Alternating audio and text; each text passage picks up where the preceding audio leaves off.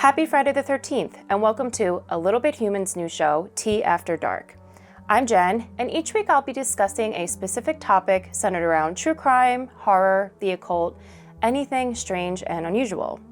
To coincide with today's mystical date, I'll dive into a brief history of Friday the 13th, how it became a superstitious folklore, how it turned one horror franchise into one of the most successful ever made in the genre, and how one loser took his infatuation with the holiday a little too far and ended up murdering in cold blood.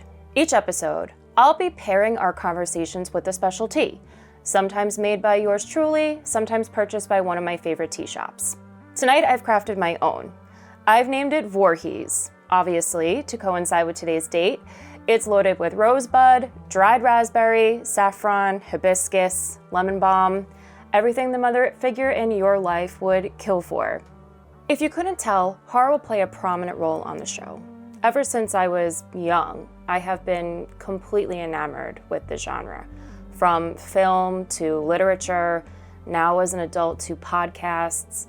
As a writer, I tend to look for the underlying themes in movies I watch and books I read. And horror, for me, has just been completely riddled with so much powerful symbolism. Female empowerment, addiction, mental health issues, loss, it's all there. The ghosts that haunt us are rarely ghosts at all. We're not literally scared by the monster under our bed. We're scared of our past. We're scared of the things that we don't want to face. And horror tells that story through so many ways, through that monster in the closet or that psychopath behind a mask. And that's what makes horror and literature so powerful. We're not alone in our battles. Plus, horror is just really fucking cool. Tea After Dark will discuss the many tropes found within horror, and we'll also focus on some of the real horrors we face, delicately touching on some true crime topics that shape the world around us. So pick your poison, everything from whiskey to tea, and join us on this first episode of Tea After Dark, Friday the 13th.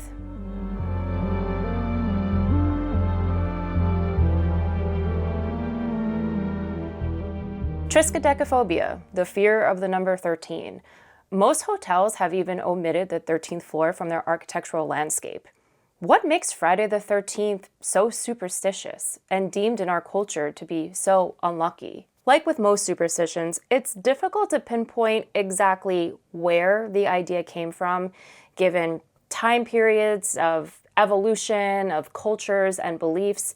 But what we do know is that the folklore of Friday the 13th is a Western superstition, and likely came from a few different theories combining into one.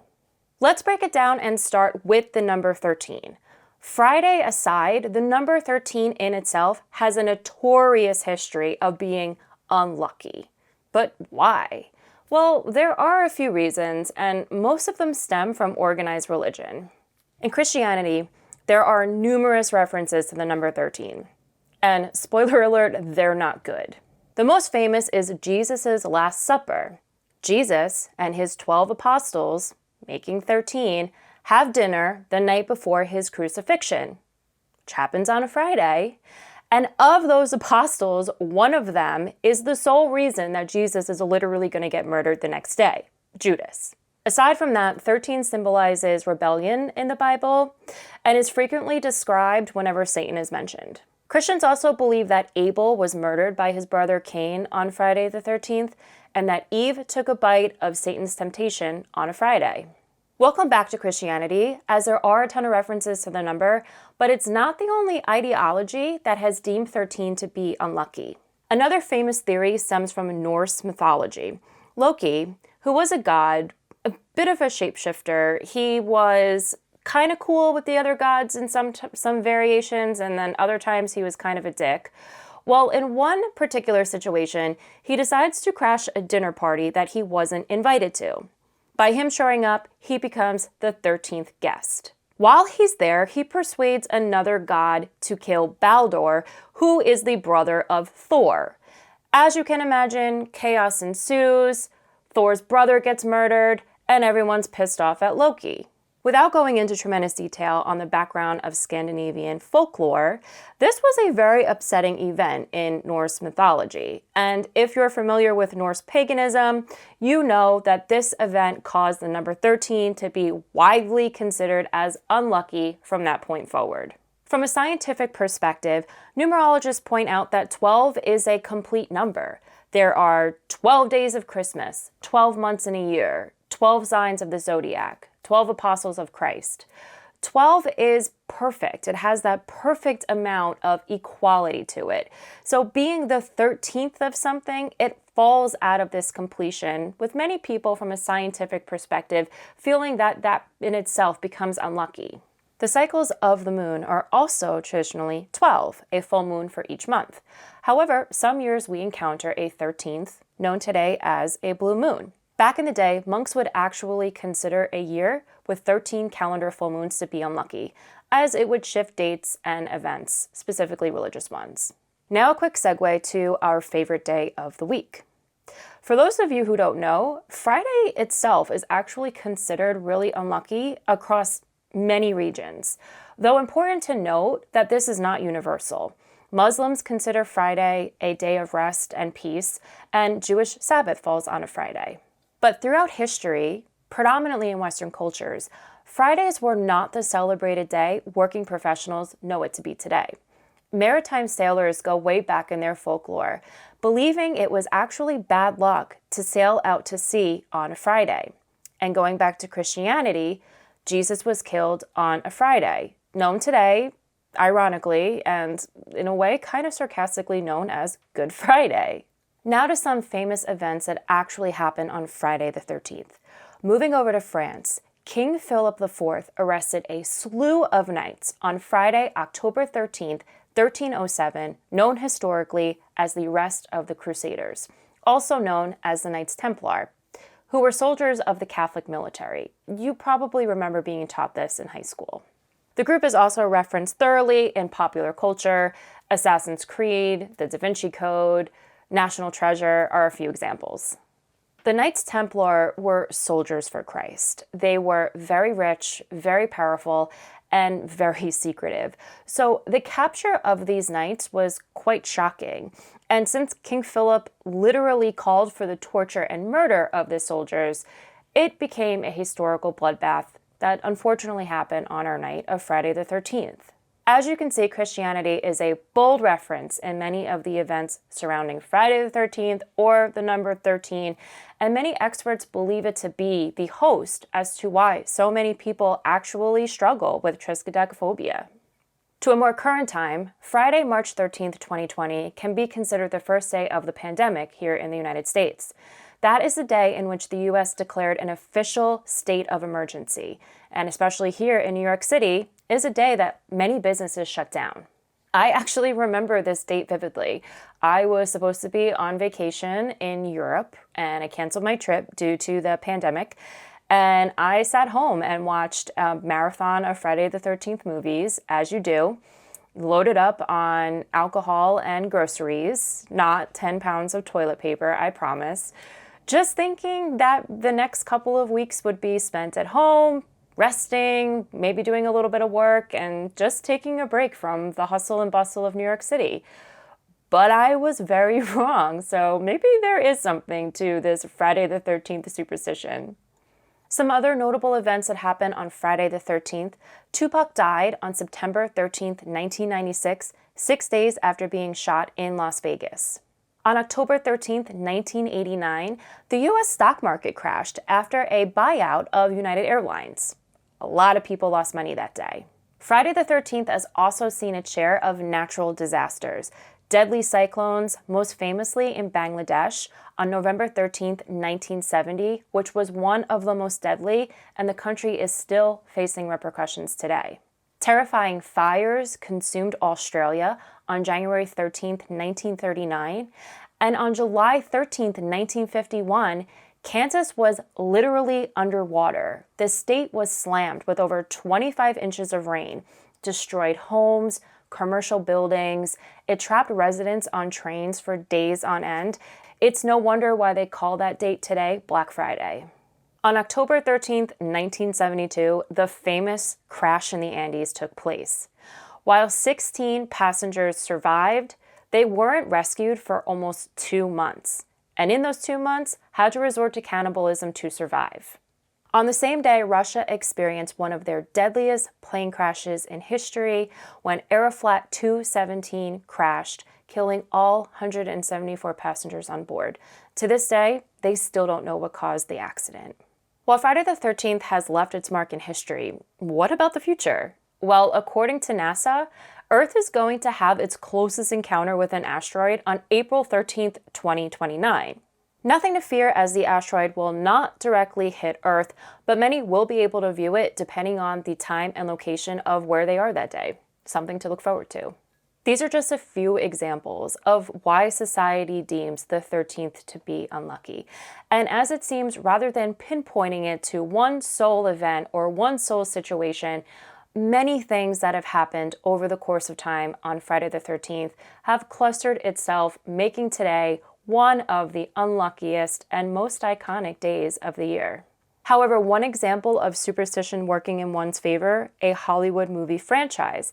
Nothing unlucky about being one of the top grossing horror films ever made, making over $468 million since its debut film in 1980, Friday the 13th. The first film published as part of the Friday the 13th series hit the market in 1980, deep in the throes of horror's new age slasher craze.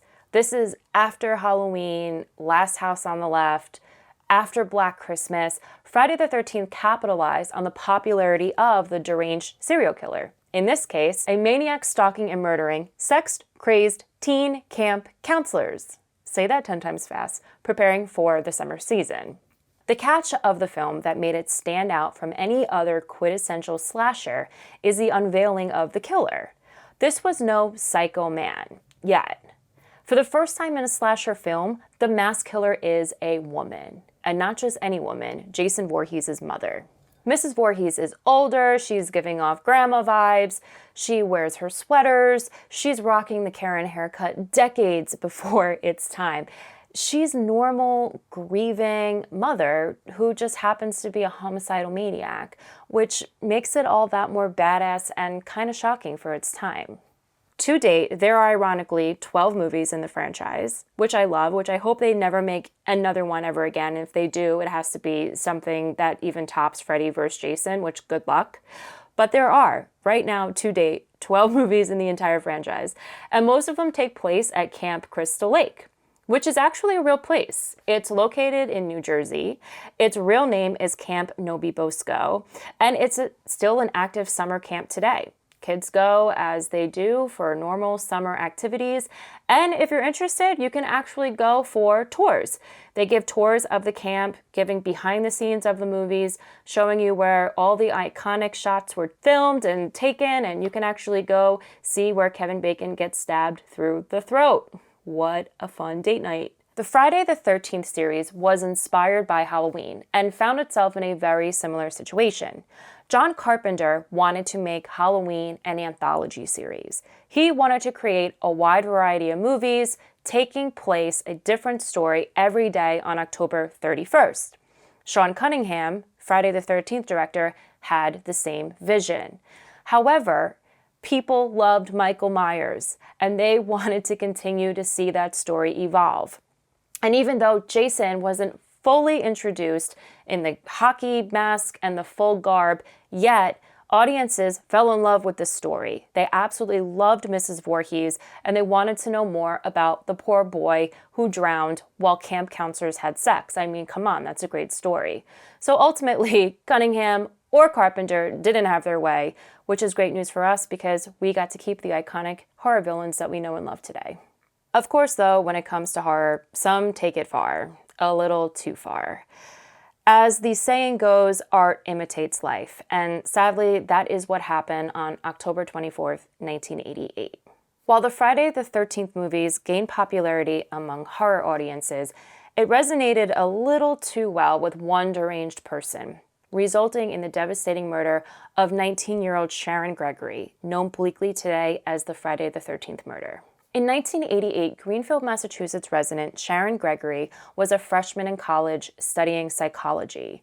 At the time, she was working on a psychological profile of an acquaintance, a man named Mark Branch, particularly on his fascination with horror movies. Mark was a young local grocery store clerk who frequently visited the local video rental store. According to employees, he was deeply infatuated with horror. He would rent strictly horror and strictly gore. He particularly loved Friday the 13th, and it was well known that Jason Voorhees was one of his favorite horror villains. He branded himself as a bit of a loner, not very social, and with his deep love for horror, it makes sense why Sharon chose him as the subject matter for this profile. To me, this seems completely innocent and fair. As somebody who loves horror, I know that what it means for me means something completely different for somebody else. I love being scared, but I totally understand why somebody else might not. However, Mark apparently did not share the same sentiment I have for this really thought-provoking thesis, and as word got out that Sharon was doing this profile, it's alleged that Mark was very upset by it. On October 24th, 1988, Sharon's identical twin sister, Cheryl, entered their home to a grisly discovery. She found her sister's deceased body in the bathroom, covered in slashes with multiple gashes to her head, chest, and abdomen. The town of Greenfield, Massachusetts was relatively small at the time, with only about 20,000 residents. So a murder of this magnitude completely shocked the town, especially in light of the upcoming Halloween holiday. There was a killer on the loose who viciously murdered an innocent young woman. It's fair that the town was certainly on edge, and locals feared the killer would strike again. So the town decided to end and suspend all upcoming Halloween events and place a curfew on trick-or-treaters. Although police have been tight-lipped as to why, Mark Branch was immediately named a suspect. In fact, it was rumored that he killed Sharon wearing a goalie mask, reminiscent of the one Jason Voorhees notoriously wears throughout the Friday the 13th series. However, Mark was on the run. While police did find his abandoned car after the murder covered in blood, despite multiple sightings across the New England region, Mark wasn't found by investigators until November 28, 1988, a month after Sharon's death. If the story wasn't already strange, it's about to get even weirder. Mark Branch's body was found hanging by deer hunters in the woods of Buckland, Massachusetts, a small town only west of Greenfield. Investigators reported suicide as his cause of death, but local folklore states otherwise. Urban legend claims a group of vigilantes found Mark Branch before investigators and killed him for the murder of Sharon Gregory. They hung him from a tree to make it look like Mark killed himself. What's strange is that this might not be just a rumor. Police at first only tentatively ruled his death a suicide, according to official reports, leaving many to believe that maybe they did find evidence to suggest that there was more to Mark's death, but maybe not enough to investigate at full scale. Additionally, police never found the murder weapon and never actually knew the killer. This profile was never found. Investigators searched high and low for any evidence, any write-up, any information they could that there was some type of motive, that Sharon was indeed doing a psychological background on Mark Branch, but nobody actually really knows what happened. No one knows what happened that day that Mark Branch entered Sharon Gregory's home, or why he sought her in particular. Could it be a thrill kill? Or was Sharon digging a little too deep into Mark's deranged obsession with horror? Other claims have suggested that Mark Branch's torment goes way back. In fact, it was believed that he was tormenting girls when he was in high school, placing obscene and violent prank calls to their homes. This strikes resemblance to Black Christmas. A sorority house receives countless calls from an unknown man, progressively getting more violent in nature, and through the film, the women ultimately get killed off one by one. Though these rumors about Mark's prank phone calls are unfounded, given his psychotic state, may hold some weight. And there you have it, one detailed episode on everything related to Friday the 13th. the mysterious folklore behind why we're so damn afraid of the date, to how a movie franchise became one of the most successful, and how an individual took his obsession way, way, way too far. Till next time, my little ghouls.